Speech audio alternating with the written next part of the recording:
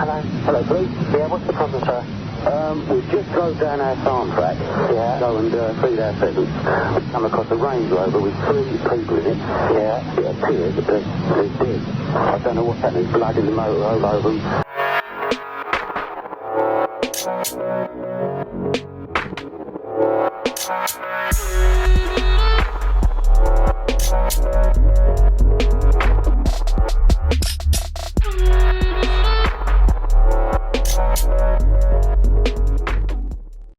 And welcome back to a new video on the Essex Boys case. As always, if you are enjoying the content, please do give the video a thumbs up.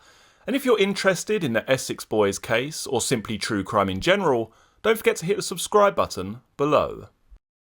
And in this video, we take a look at 2 items which were discovered in the back of the Range Rover that were not tested for DNA evidence. We also take a look at some withheld cell data regarding 2 phone calls between Michael Steele and Jack Womes on the evening of the murders of Tucker, Tate and Rolfe. So firstly, let's take a look at 2 items which were discovered in the back of the Range Rover containing Tucker, Tate and Rolfe. If we look in the rear offside footwell of the Range Rover, we can see a crisp packet and a Topic bar wrapper. Now, interestingly enough, neither of these items were actually tested for DNA.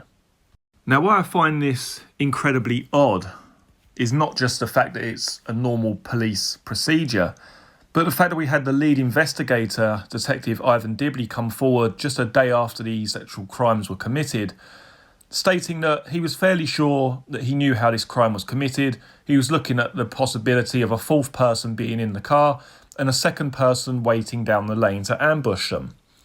Now, if you had drawn that conclusion so early on in the investigation, surely the first thing you're going to do is test these wrappers for DNA evidence in order to further your claim that there was a 4th person in the vehicle.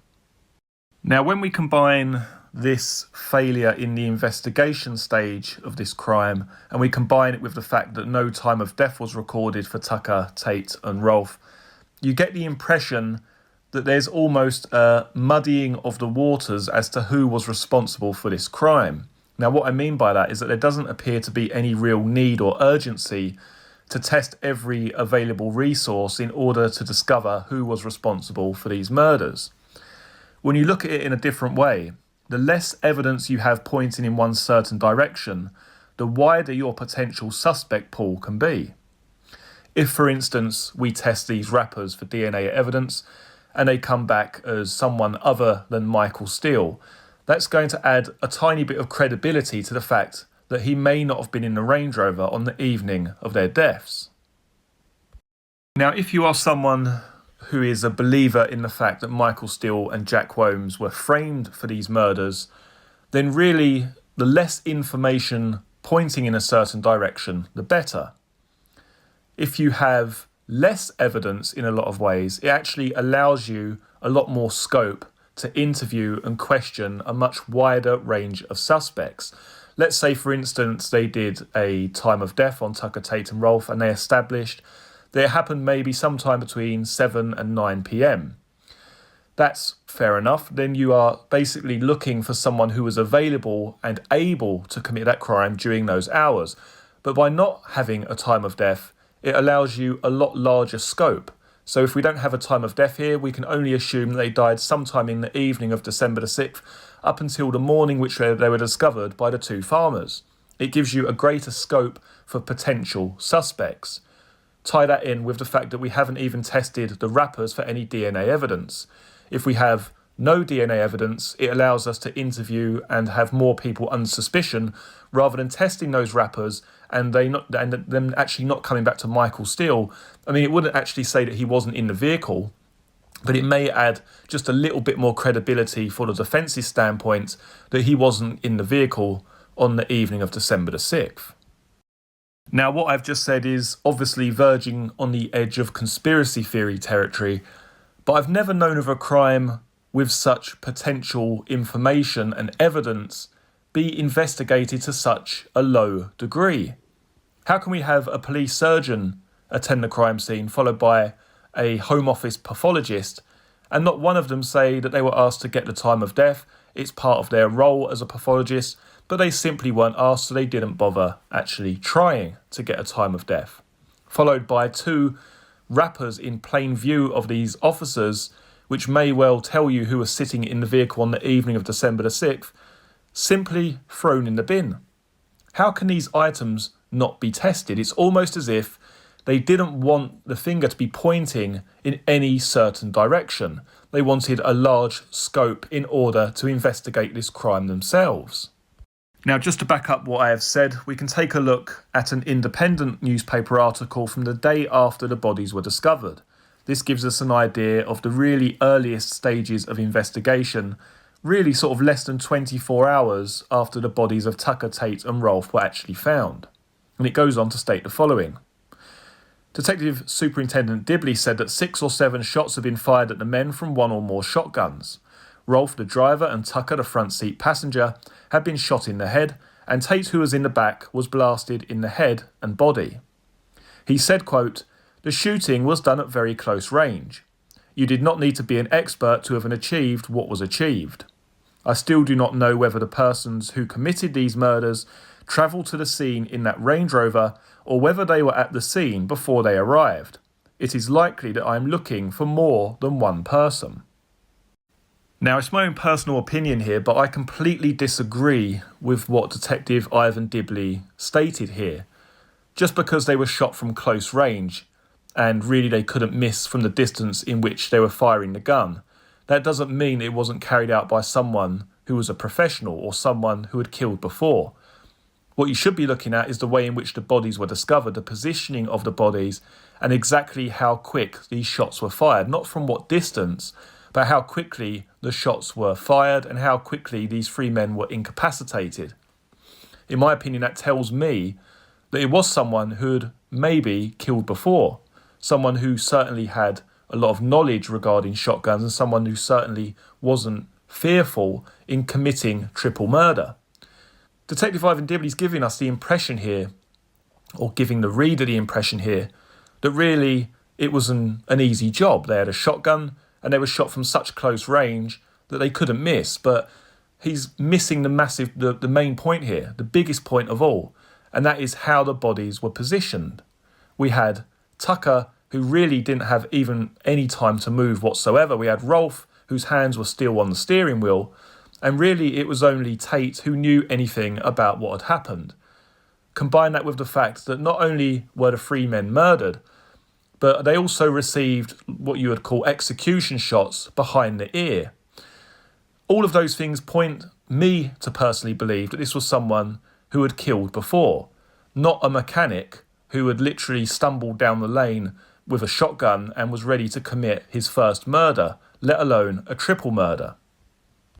And also already there in that article, bearing in mind this was released just a day after the bodies were found, it's already painting a picture that we're looking for more than one perpetrator of this crime and someone who wasn't a professional hitman. Now, it may be common sense that there was more than one person involved in the actual murders themselves, but already we're getting a picture built up here of exactly how this crime was committed and potentially exactly what sort of suspect they were actually looking for. Now, the second unrelated point that I want to mention in today's video is regarding the 2 phone calls on the evening of the murders themselves. I actually made a video about this the other day, which was called "Was Crucial Evidence Missed?" Now, if we look at these 2 phone calls in front of you, these are phone calls between Michael Steele to Jack Womes. These phone calls happen at 18:03 and 18:09. The first call, I believe, lasts around 50 seconds. The second call, just over 20 seconds. Now, as I stated in that previous video, during this time, Darren Nichols claims he is in the presence of these 2 men, or at least Jack Womes at the time.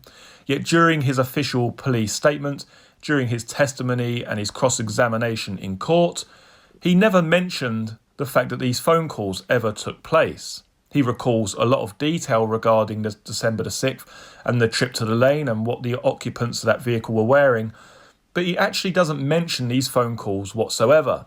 Now, what is important about these 2 phone calls is that it's been brought to my attention that the actual cell data regarding these calls has been withheld, which means that we cannot establish the location of Steele and Wombs during the time of these calls. If we did have the cell data and we knew exactly what transmitter these calls pinged off of, it could either completely back up Darren Nichols' testimony or really blow a massive hole into it. So why has this data been withheld? Now, if we look at this logically, you could surmise that if the cell data had been withheld, it didn't really back up Darren Nichols' version of events. You can really bet your bottom dollar that if this evidence backed up what Darren Nichols was claiming, then the prosecution would have used this against Michael Steele and Jack Wombs. Yet this data and these two phone calls go completely unmentioned during the entire court case. The cell data, as I say, regarding these calls, has been completely withheld. Now, what is relevant and interesting is the fact that we do have cell data for the other calls made on December the 6th. Hence, we knew that Darren Nichols was somewhere near the Wheatsheaf and somewhere near Meadow Road potentially on the evening of the murders. So it's not the fact that we don't have the cell data for more than a few calls. We just don't have the cell data for these two phone calls between Michael Steele and Jack Wombs at 1803 and 1809. Now, could it be that the prosecution realised that these calls actually took place, but they also realised that Darren Nichols never mentioned them in his statement? I always said in that previous video that if he had have mentioned these phone calls, it would have added a great deal of weight behind exactly what he was saying. If he'd have said that Michael Steele made a call to Jack when I was with him, we'd just finished putting the number plates on or trying to affix the false plates, and then Mick rang. If he'd have said that, or if he'd have made some sort of mention of those actual phone calls, it would have added so much more weight behind Darren Nichols' entire testimony. All we have really is a very sort of detailed description in some parts and quite a credible story put forward by Darren Nichols in some areas, but then in other areas it's completely lacking in any real credibility. Now, surely if you're trying to prove that you were at a location with two people, the first thing that you're going to remember is, oh yeah, Jack had a phone call when I was with him. All they've got to do is check the records. They'll see that this phone call came through. But that never happened. Nichols never mentions those two phone calls.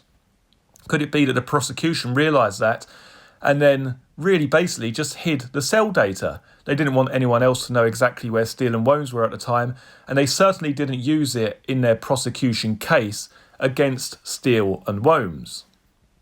Now, if the cell data was made available, then it would have told us where Steele and Wombs were, or it would have given us an approximate location of where they were during the time they were supposed to have been at the pub waiting for the Range Rover to arrive. Is that why that cell data is missing? Because it actually gives us a different picture as to where these two individuals were during these phone calls. What's also worth mentioning is that the defence also had the opportunity to request this cell data, but they actually failed to do so. I don't know whether they failed to do so or whether they were actually declined to have this data, which I can't possibly believe.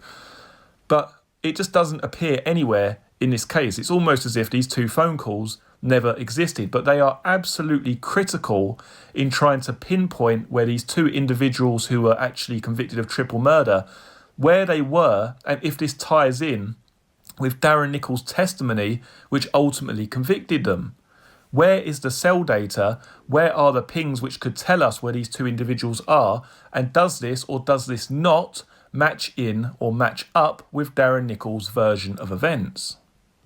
The question that I'm asking myself is that if we have that cell data available for the other calls on that evening, what is the reason or what is the reasoning as to why this cell data for these two particular calls has been completely withheld?